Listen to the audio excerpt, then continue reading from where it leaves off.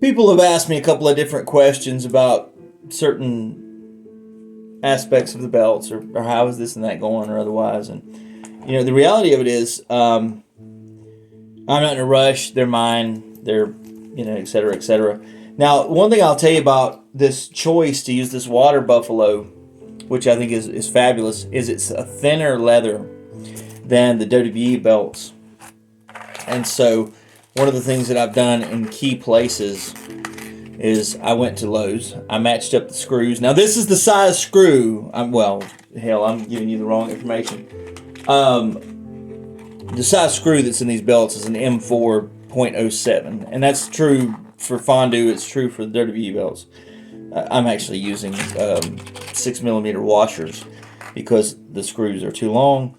So I'm going to put a washer in here, and I got one that's 6mm because it's essentially the same width as the screw. So once I tighten this down, I can actually hide the washer underneath of the screw, and so you'll never know it was there. That's something I'm doing for both of the side plates. And then I'm kind of having like this is one of those extra stages of, if you get a belt pre-done by somebody, you won't appreciate any of this stuff. And I'm not saying you don't love your belt just as much as I love mine, which I heavily doubt.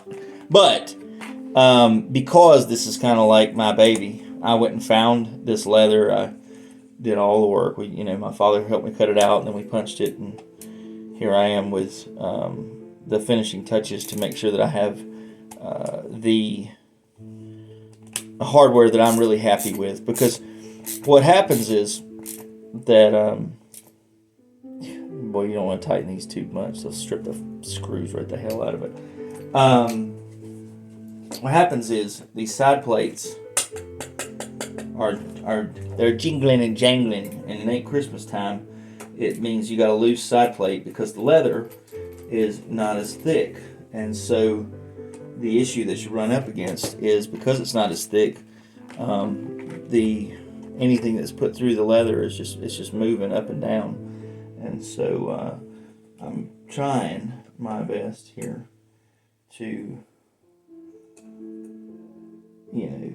troubleshoot any of this stuff as it comes along. And then I thought, well, I'll document some of this stuff. If you're in a belt group and you know a little bit about hardware, or maybe you're thinking about doing this stuff for yourself, I do not have like some kind of formal training. I watched several different things on YouTube about what I wanted to do to finish it, because one of the fundamental issues I'm having with the belt, and the reason for this video, is that I was thinking that the edges of the belt are just not to my satisfaction. I mean, it's not. Like, there's several different things that they need to be shaped up, because there's loose, you're not going to see this on the camera, but there's the little, not fur balls, but, it's loose fibers that need to be burnished. They need to be finished. And you can go onto YouTube and look up leather burnishing, and sometimes people are going to give you nice examples of how to use tools. They're going to give you different products you can use. Some people are going to recommend sandpaper. Some people are going to recommend a Dremel. Well, I went out and bought me a Dremel. I spent $59.99 at Lowe's. I bought the Dremel Lite, and this is it's a polishing bit, but you don't have to buy a kit. I bought the polishing kit, which comes for, I think I paid $16.48 or something. And so that polishing kit, it has a compound in it that you can use. But I'm going to tell you what I'm going to do. I was recommended Lexol by the folks at Zach White Leather. Now, there's a lot of great products that people on YouTube, some of them used. I'm thinking it's called Toconol. Some people recommended Columbus wax. There's a Trizancanth or something like that. There's all kinds of things you could use, and I don't know if they fundamentally have the same elements, but I like to use things that I know work. And Lexol was recommended to me by the man who did my other belts.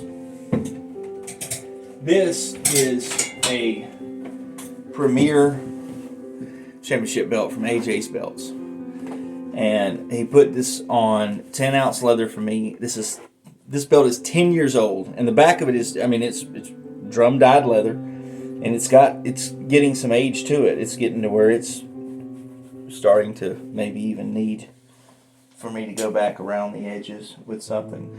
But Keith actually, tooled these. And it's been a great belt. A great belt. And I love, what he did for me. So I took his advice when it came to going to Zach White leather and what to do about some of the edging. And all I've been, excuse me from drinking Dr. Pepper, all I've been doing is dabbing enough on my finger to get an area started. I think last time maybe even I tried to get ahead of myself and went all the way around the belt real quickly, because I thought, what I want to do, what I'm doing is just going in all the way down the edge. All the way down the edge. I'm hydrating the edges of this belt. It's been cut. When you shave your face, you use aftershave. You use skincare things. You use lotion.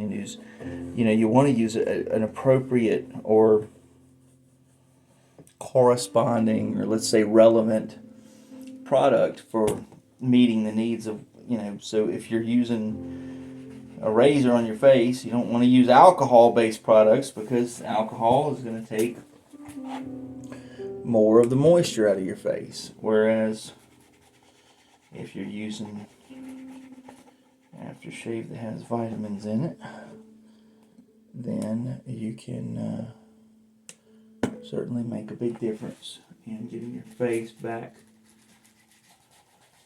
to the moisture levels you had before, maybe even more than when you did the shave. And so what I'm going to do is hydrate the edges of this belt, one end to the other.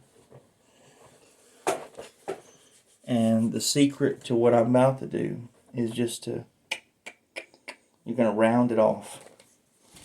So I'm going to put it up in the air just for visual purposes. A lot of times I'll put it in my lap. I don't know if you can see it that well on the video.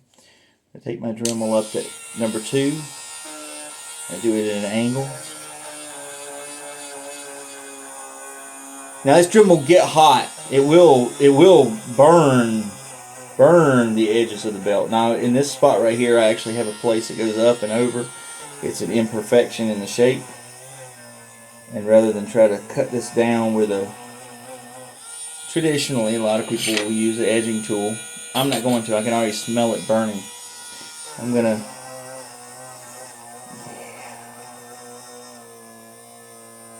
Alright. You don't want to get into too much, but it really seals in the edge of the belt. Here I've had to cut a few places to get imperfections and things out. So I'm actually going to smooth this out very carefully, because this is the crown of the very top of the belt. So you don't want to be doing anything stupid. Maybe out on the wings of the belt you can get away with some of that stuff, but not so much here. I don't know if you can actually see, you can see the smoke coming off of the belt. But once that Dremel gets going, boy, it really gets going. We're going to try to keep it moving fast and friendly. Go to town on it. And that heat's going to really seal the edge of the belt. Now somebody else may tell you different. They may do it a different way. That's fine. You take their advice. I'm not going to pretend that they may not have a better method. And they're going to be like, Michael, you're doing something that's going to screw your belt all up. That's fine. I put them on water buffalo. I'm doing what I'm doing.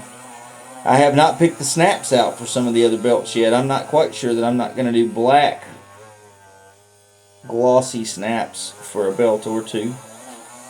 Now you want to watch, if you're using the Dremel, just watch. Every now and then the red light will come on. It means it's getting too hot. And slow the foot down.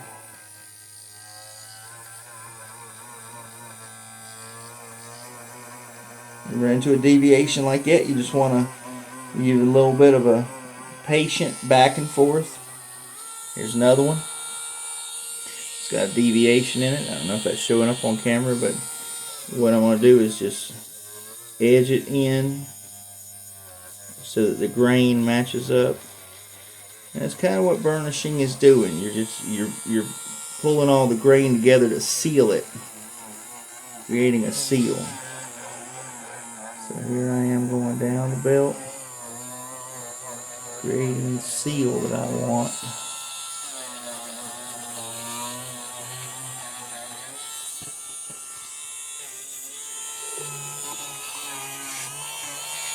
Do it in an angle like that.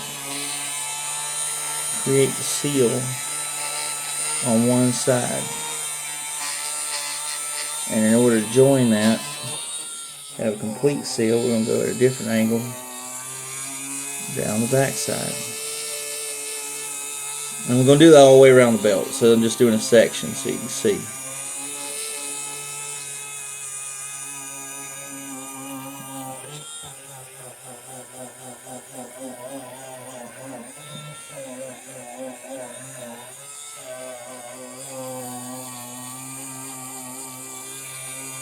Oh, I'm thinking of inappropriate jokes about how if you're hearing this sound coming out of a room near you, somebody may or may not be burnishing a belt. Now see, this is dry. I have not used Lexol on this, but the edges of this belt a little bit rough. So I'm gonna give a little bit of love. The love glove. There we go.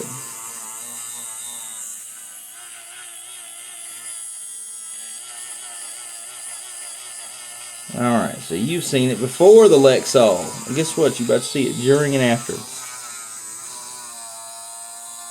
Okay, come on in there. In there. Alright.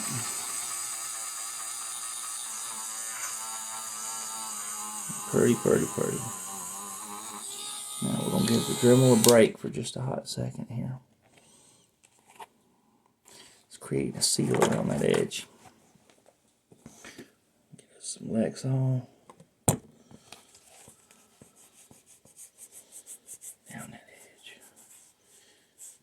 edge. Because I'm having to do so much work, let's make sure you got a healthy dose of that stuff. Okay. Just looking at the time, 13 minutes. If you've been watching me for 13 minutes, you need to get a fucking life. But now it's got a different color. It's got a rounded look.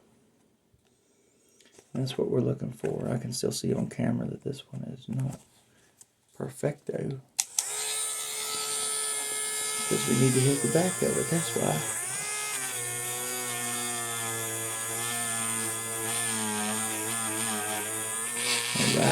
All right.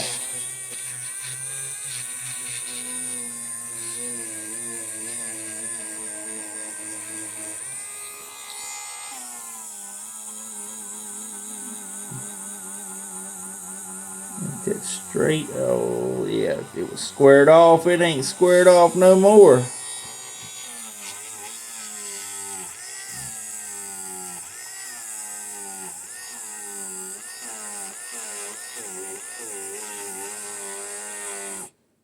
There you go. Now my Dremel's running out of battery. I'll hook it up with the secret to having it last longer is that you take like a battery pack and hook your recharging cable into it, and then you can just keep going for a longer period of time. But I've already used it to do the NXT belt. Anyway, let's have a look at what progress may or may not look like.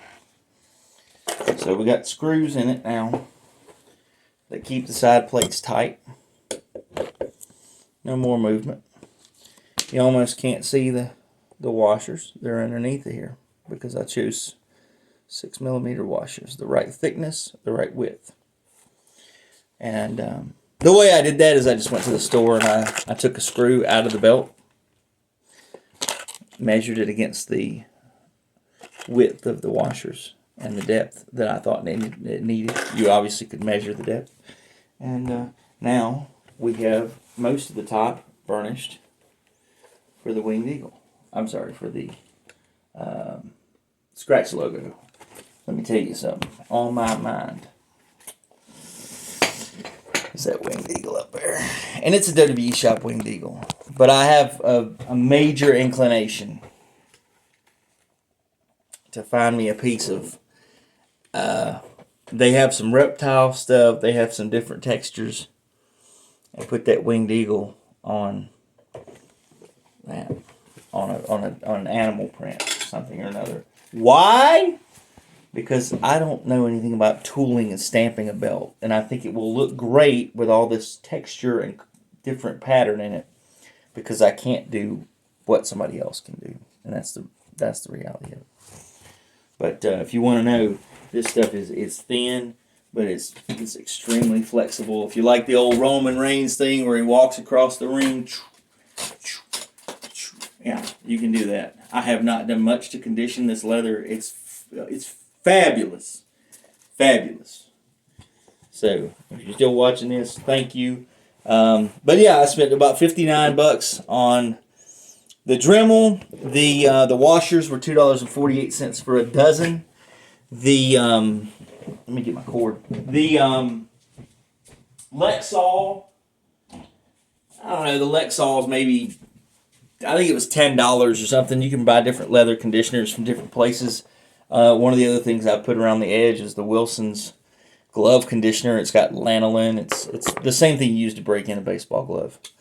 But watch this. We're going to give the Dremel new life before I end this video. I'll go in here and hook it up to the old power source. And we're going to Frankenstein this thing. It's back to life. It's alive! It's alive! Anyway, I'm going to do the bottom of the belt, and I'm going to continue the journey. Because before the night's over, I'm going to do the WWE belt. I'm going to do the Bruno belt. I've got another Bruno belt downstairs that's red, like the NXT. I'm going to do the red NXT belt, and I've got to do the Undisputed belt. So there's another... I think there's another 4 belts or 5 belts to do tonight. But I'm having a big time, and I'm putting on music, and I just decided I'd share this with some of you folks out there. So, hope you're having a great Memorial Day weekend. I will show you the finished belts at whatever time they get finished. I'm not in a hurry. This is an extremely spiritual, and it's a good thing to do. It's a great process. If you like building birdhouses, if you like doing whatever you're doing, maybe you're building Legos because you really like Legos, then do that. But this has been phenomenal.